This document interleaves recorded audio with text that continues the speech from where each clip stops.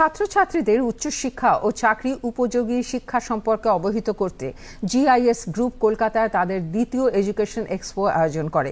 ধনধান্য প্রেক্ষাগৃহে আয়োজিত এই এক্সপোয় ৩৯টি শিক্ষা প্রতিষ্ঠান তাদের ১৮৫টি ভিন্ন ভিন্ন কোর্স নিয়ে ছাত্রছাত্রী এবং অভিভাবকদের সঙ্গে কথা বলে।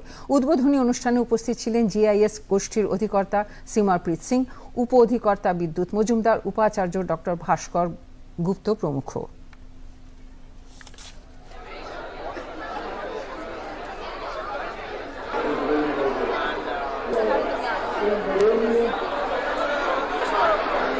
As group একটা second expo আছে JS Expo.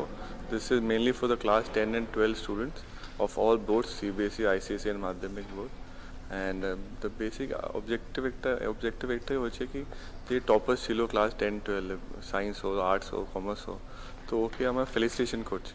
We facing teachers and the school as also ki their hard work has gone behind all the mehnat of all the students, and this is one of the way that we give back to our society, because ultimately what do students need? They have worked hard for 2 years, many of them work for 4 years, so they want recognition ki we have done something, the country, the state is proud of us, so we just one of the ways we are giving them the honor. এই education এক্সপোটার উদ্দেশ্যটা হচ্ছে আমরা যারা 12 ক্লাসে pass করলো এবার বা 10 ক্লাসে পাস করলো, একটা তারা জাংচার পার হলো। এই পার হওয়ার পরে তারা অনেকেই বুঝতে পারে না ঠিক কী করবে, কোন দিকে গেলে তাদের কেরিয়ার হবে বা কীভাবে পড়াশুনো করবে, কোথায় পড়াশুনো করবে।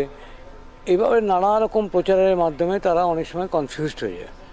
তো আমরা প্রতি বছরই যেটা করার চেষ্টা করি সেটা হচ্ছে ছাত্রছাত্রীদের ডেকে এনে তাদের গার্জেন এবং তাদের সঙ্গে কথা বলি, তাদেরকে তাদের মার্কস এবং তাদের ইচ্ছে, তাদের উদ্যম অনুযায়ী তাদেরকে আমরা ডাইরেক্ট করবার চেষ্টা করি যে তারা ভবিষ্যতে কীভাবে তাদের নিজেদের কেরিয়ারটা বা নিজেদের ভবিষ্যৎ কীভাবে গড়ে তুলবে।